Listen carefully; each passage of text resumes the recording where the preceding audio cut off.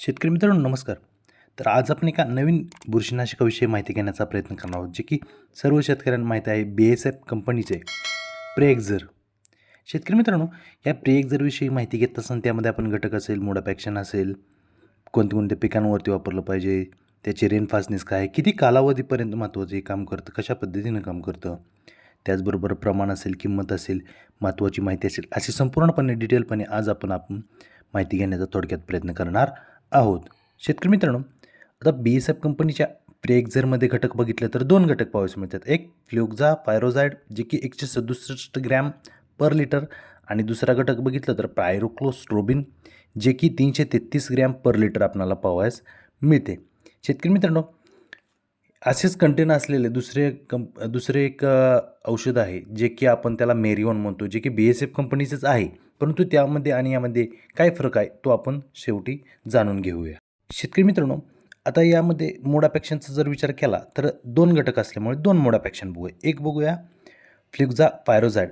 शेतकरी मित्रांनो, हे एक सिस्टमिक फंगिसाइड आहे. म्हणजेच काय, आपण स्प्रे केल्यानंतर आपण पानाद्वारे ते आतमध्ये शोषले जाते आणि पिकामध्ये राहिले जाते. त्यामुळे काय होतं, येणारे जे फंगस आहेत ते रोखण्याचं काम चांगल्या प्रकारे करताना दिसून येते. शेतकरी मित्रांनो, आता हे आपण स्प्रे केल्यानंतर जी बीज उत्पादन क्षमता आहे, पुनरुत्पादन क्षमता आहे जे बुरशींची, म्हणजे एका बुरशीपासून अनेक बुरशी ज्या निर्माण होतात, जी पुनरुत्पादन क्षमता आहे ती त्या ठिकाणी थांबवण्याचं काम हे चांगल्या प्रकारे करताना दिसून येतं. ते नष्ट करण्याचं काम करताना दिसून येतं. त्याचबरोबर सेल डिव्हिजन जी वाढ आहे तीसुद्धा त्या ठिकाणी थांबवण्याचं काम हे चांगल्या प्रकारे औषध करताना दिसून येते. शेतकरी मित्रांनो, दुसरा घटक बघितला तर पायरोक्लोस्ट्रोबिन. शेतकरी मित्रांनो, हे सुद्धा सिस्टमिकच फंगिसाइड आहे. म्हणजेच पिकामध्ये राहून येणाऱ्या बुरशीवरती चांगल्या प्रकारे काम करताना दिसून येते.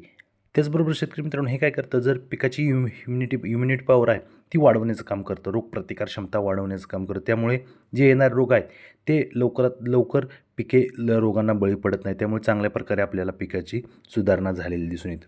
त्याचबरोबर शेतकरी मित्रांनो, आता सारासार विचार केला प्रेएक्झरचा, तर हे एक आपण स्प्रे केल्यानंतर पिकावरती हे पानावरती साचले जाते. पानावरती एक डेपो तयार केला जातो. त्यानंतर काय होतं, जेवढं पिकाला लागेल, जसजशी बुरशीवर अटॅक होईल तसतसं हे रिलीज होत जातं पिकामध्ये. ज्या पूर्ण पानाद्वारे हे पूर्ण पिकामध्ये रिलीज होत जातं. त्यामुळे जास्त कालावधीपर्यंत आपल्याला हे संरक्षण आपल्याला देताना दिसून येतं. त्याचाही चांगल्या प्रकारे फायदा झालेला दिसून येतो शेतकरी मित्रांनो. त्याचबरोबर हे जलद पसरते. स्प्रे केल्यानंतर लगेच हे पसरले जाते. त्यामुळे चांगल्या प्रकारे आपल्याला फायदा झालेला दिसून येणार आहे. शेतकरी मित्रांनो, आता पिकांचा जर विचार केला तर सर्वच पिकामध्ये याचा वापर करू शकतो आपण. कंपनीने रेकमेंड केलेल्या जी क्लेमनुसार पिके आहेत त्यानुसार तुम्ही वापर करा. परंतु संपूर्ण पिकामध्ये वापर केला तर चांगल्या प्रकारे रिझल्ट मिळणार आहे. सोयाबीन असेल, कापूस असेल, याच्यावरती सुद्धा चांगल्या प्रकारे रिझल्ट आपल्याला पाहावयास मिळतो. आता शेतकरी मित्रांनो, कोणकोणत्या रोगांवरती हे कंट्रोल करताना दिसून येतं? महत्त्वाचं जी फळसड आहे बघा, सोयाबीन पिकामध्ये ज्यावेळेस घाटे लागत असतात, ज्यावेळेस सोयाबीन लागत असतात थोडे हळूहळू, त्यावेळेस फळसड होताना आपल्याला दिसून येते. त्यावरती सुद्धा चांगल्या प्रकारे आपल्याला रिझल्ट मिळणार आहे. म्हणजे इतर कोणत्याही पिकात फळसड असेल तर नक्की तुम्ही प्रेएक्झरचा वापर करा. त्यानंतर बघा, लवकर येणारा करपा, ज्याला की अर्ली ब्लाइट म्हणतो, त्याच्यावरती सुद्धा चांगल्या प्रकारे रिझल्ट आपल्याला मिळून जातो शेतकरी मित्रांनो.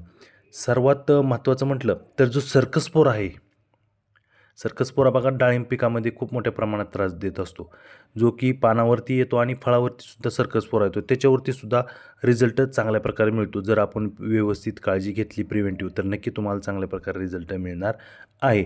सर्कस्पोरामुळे पूर्णच्या पूर्ण पीक नामशेष आपल्याला झालेले दिसून येतं. त्याचबरोबर टिक्का रोग असेल, जो की भुईमुग असेल, त्याचबरोबर सोयाबीन असेल, अशा पिकामध्ये टिक्का रोग येतो. त्याच्यावरती सुद्धा चांगल्या प्रकारे रिझल्ट मिळतो शेतकऱ्यांना.